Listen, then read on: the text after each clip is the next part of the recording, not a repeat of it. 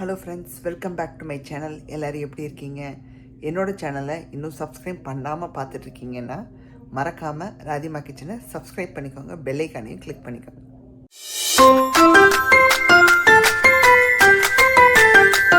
இன்றைக்கி நம்ம சேனலில் என்ன ரெசிபி பார்க்க போகிறோன்னா, கத்திரிக்காயை வச்சு சூப்பரான ஒரு நான்வெஜ் ஸ்டைலில் ஒரு கறி தாங்க பண்ண போகிறோம். ரொம்ப ரொம்ப அற்புதமாக இருக்குங்க. சப்பாத்தி, பூரி, தோசைக்கெல்லாம் அட்டகாசமாக இருக்கும். ரைஸ்லேயும் போட்டு சாப்பிட்லாம். வாங்க எப்படி பண்ணலான்னு பார்த்துடலாம். ஸ்கிப் பண்ணாமல் பாருங்கள். இன்றைக்கி லஞ்சுக்கு வந்து பார்த்திங்கன்னா கத்திரிக்காயை வச்சு ஒரு சூப்பரான ஒரு கிரேவி பண்ணலான்னு இருக்கேங்க. சப்பாத்திக்கு, தோசைக்கெல்லாம் வச்சுக்கலாம், சூப்பராக இருக்கும். எங்கள் வீட்டில் வந்து கத்திரிக்காயை வச்சு சட்னி எல்லாம் பண்ணுவாங்க. ஆல்ரெடி நான் ஒரு வீடியோவில் காமிச்சிருப்பேன். வெங்காயம், தக்காளி போட்டு அதில் மசாலா பொடி போட்டு கத்திரிக்காயை போட்டு நல்லா வந்து அப்படியே மசிச்சு ஒரு தொக்கு மாதிரி எடுத்துப்போம். தோசைக்கெல்லாம் சூப்பராக இருக்கும். பட் இன்றைக்கி வந்து பார்த்திங்கன்னா ஒரு கிரேவி தான் பண்ண போகிறோங்க. நம்ம எப்படி paneer gravy, mushroom gravy, chicken gravy எல்லாம் பண்ணுவோம், அதே டைப்பில் பண்ண போகிறோம்.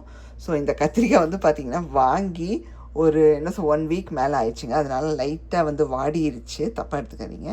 நீங்கள் வந்து ஃப்ரெஷ்ஷாக யூஸ் பண்ணிக்கோங்க.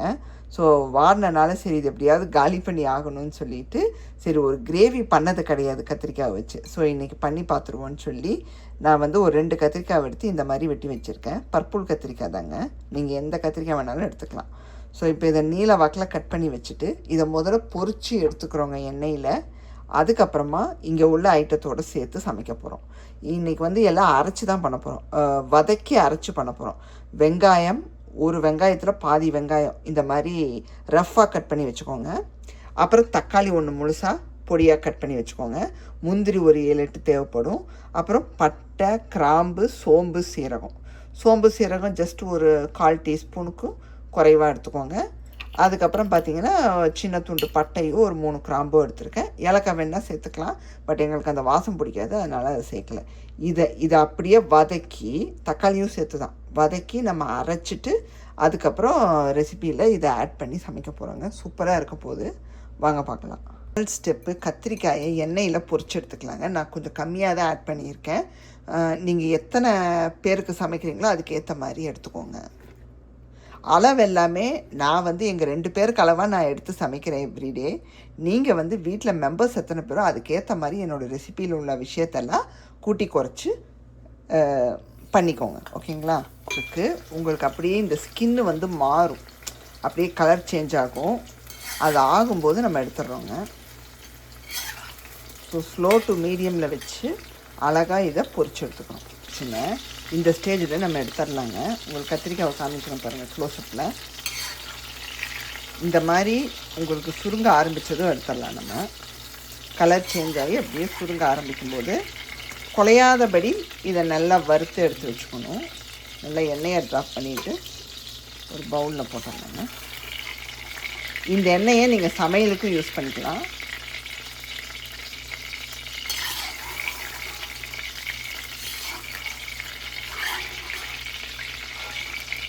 பார்த்திங்களா, அந்த எண்ணெயிலேருந்து கொஞ்சமாக ஒரு குட்டி குழிக்கரண்டியில் ஒரு கரண்டி எடுத்துக்கிறோம்.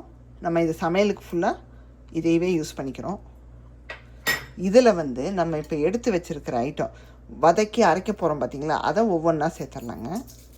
ஸோ ஃபஸ்ட்டு பட்டை, கிராம்பு, சோம்பு, முந்திரி எல்லாத்தையும் போட்டு நம்ம நல்லா வந்து வதக்கிக்கிறோங்க. அடுத்தது வெங்காயம், தக்காளி சேர்த்துடலாம்.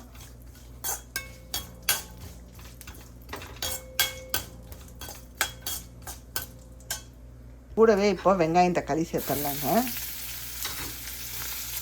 இது வந்து வெங்காயம் ரொம்ப பெருசுங்க, அதனால நான் பாதி சேர்த்துருக்கேன். சின்னதாக இருந்தால் மீடியம் சைஸில் ஃபுல்லாக சேர்த்துக்கோங்க. இது கூடவே தக்காளி.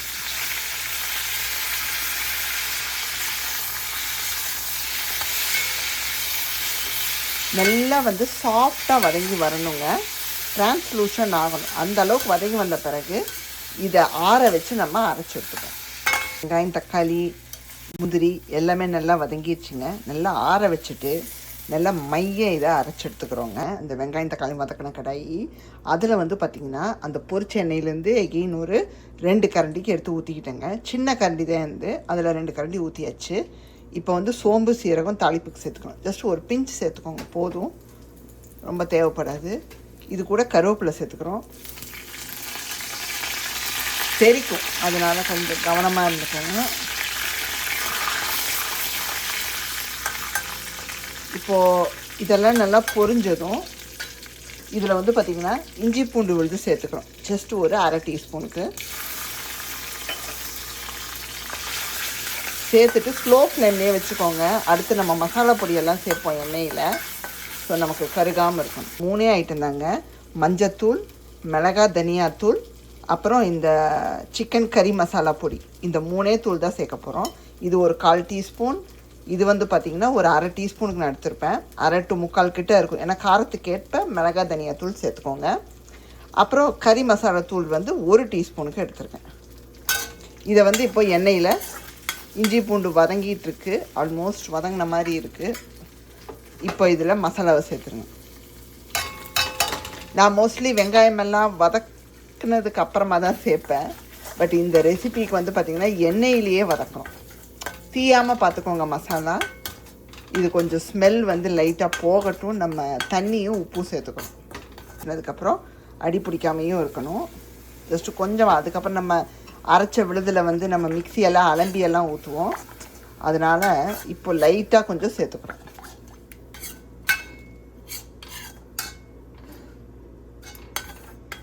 இப்போ நம்ம உப்பு சேர்த்துக்கலாங்க.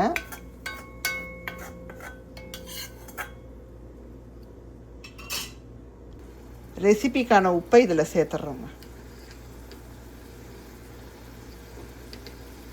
நம்ம டேஸ்ட்டை பார்த்துட்டு கூட அப்புறம் சேர்த்துக்கலாம்.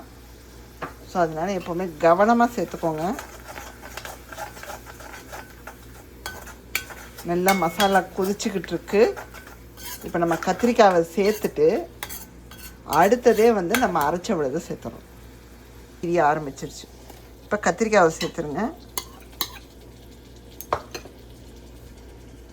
கத்திரிக்காயை சேர்த்துட்டு லைட்டாக பூ மாதிரி கலந்து விட்டுட்டு அரைச்ச விழுதை சேர்த்துடலாம். நீங்கள் குலையாதபடி பார்த்துக்கோங்க கத்திரிக்காய். ஸோ கிரேவியோடு எடுத்து சாப்பிடும்போது நல்லாயிருக்கும்.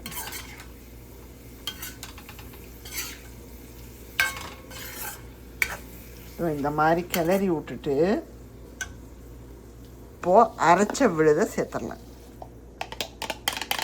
நல்லா தண்ணி ஊற்றி நைஸாக அரைச்சி எடுத்துக்கோங்க. இப்போ நம்ம கிளறி விட்டுறலாங்க. நான் கரண்டியை மாற்றிட்டேன். அது அழகாக இருக்கேன்னு சொல்லி அந்த ஜல்லிக்கரண்டியை யூஸ் பண்ணேன்.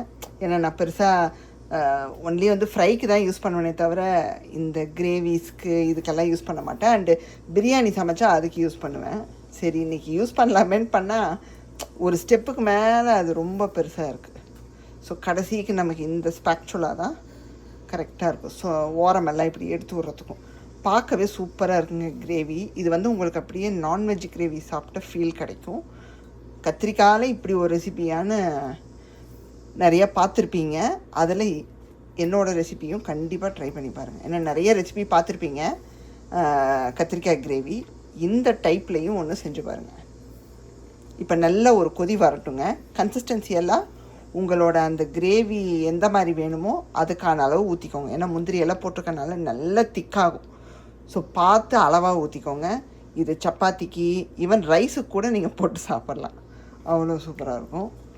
நாங்கள் இன்றைக்கி சப்பாத்தி கூட தான் வச்சுப்போம். கலந்து விட்டுட்டு டேஸ்ட்டு பார்த்தேங்க. சூப்பராக இருக்குங்க. அப்படியே ஒரு நான்வெஜ் கறி சாப்பிட்ட மாதிரியே இருக்குது. அற்புதமாக இருக்குது. ஸோ ரொம்ப ரொம்ப அருமையாக இருக்குது. கண்டிப்பாக ட்ரை பண்ணி பாருங்கள். கத்திரிக்காயை வச்சு இப்படி கூட சமைக்கலாமான்னு பார்த்தா சூப்பராக இருக்குங்க. எண்ணெயில் வந்து டீப் ஃப்ரை பண்ணும்போதே நமக்கு முக்கால்வாசி நல்லா வந்து வெந்துடும். ஸோ இதில் போடும்போது இன்னும் கொஞ்சம் இருக்கிறதும் வெந்துருங்க. ஸோ சூப்பராக இருக்குங்க. ஸோ இப்போ கொத்தமல்லி தூவிடலாம். நீங்கள் ஜஸ்ட்டு ஒரு 2-3 நிமிஷம் கொதி விட்டாலே போதுங்க, ரெடி ஆயிரும். குயிக்காக பண்ணிடலாங்க. இது வந்து பார்த்திங்கன்னா ரொம்ப ரொம்ப சிம்பிள் அண்டு ஈஸியும் கூட. பார்த்துருப்பீங்க ரெசிப்பியை, கண்டிப்பாக ட்ரை பண்ணி பாருங்கள். இன்றைக்கான ரெசிபி பார்த்துருப்பீங்க. கத்திரிக்காயை வச்சு சூப்பரான ஒரு கிரேவி ரொம்ப ரொம்ப அட்டகாசமாக வந்திருக்குங்க. சப்பாத்தி கூட வச்சு சாப்பிடும்போது அவ்வளோ அற்புதமாக இருந்துச்சு. நமக்கு அந்த கத்திரிக்காய் வச்சு காரக்குழம்பு பண்ணியிருப்போம், இல்லாட்டி வந்து நம்ம சாம்பாரில் போடுவோம். அதே இந்த கிரேவி மாதிரி பண்ணி பாருங்கள், அட்டகாசமாக இருக்கும். ஸோ இன்றைக்கான வீடியோ உங்களுக்கு பிடிச்சிருந்தா மறக்காம ராதிமா கிச்சனை லைக், ஷேர் அண்ட் சப்ஸ்கிரைப் பண்ணிடுங்க. பெல் ஐக்கானையும் கிளிக் பண்ணிடுங்க. உங்கள் வேறொரு வீடியோவில் சந்திக்கிறேன். Bye, see you soon.